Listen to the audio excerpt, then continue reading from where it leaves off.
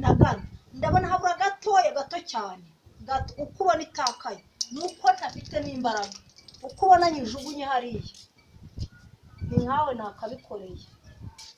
ibi bikwereka ko nta na gahunda afitanye nawe usibye aba bana twabyaranye ni nacyo kiduhuza nta n'ikindi bivuga ngo uranjugunye igihe wahereye usuzugura ko utashatse si uwo mugore ngo aze asigarane aba bana utamuhamagaye ngo aze abasigarane bivuga ngo uranjugunye ndakujugunye icyo dupfana ni aba bana ariko mama manzi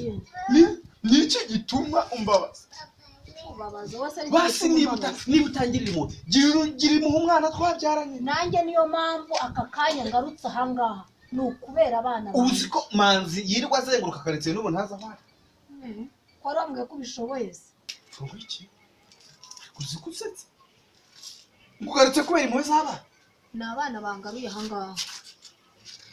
iyo bitaba abana wowe nta rukundo na ruke nkigufitiye none reka nkubwire nanjye nkurikije icyumweru umaranye umwana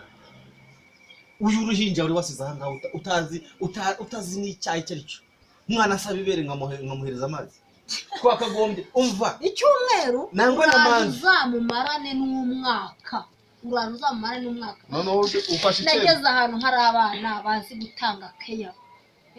batanga keya guterura akakubebeza mu myaka ufite nka 45 igatinduka 15 ubwo se wabumbaza iki ariko imyaka ufite uracyakeneye kubebezwa nk'abana bafite imyaka 15 hari abana bari gutanga keya we ubundi ndagira ngo baze iyi kanzu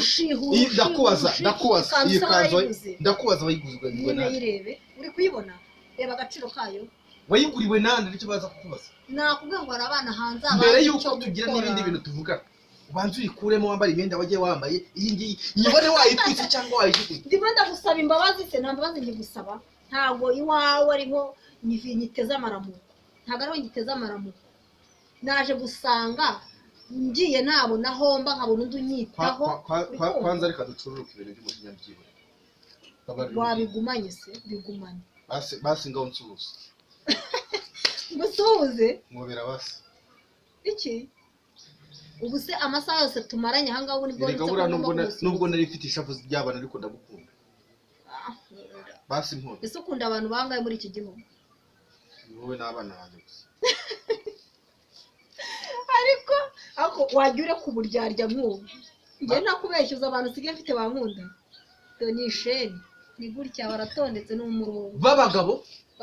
abasore abana bato mutanangana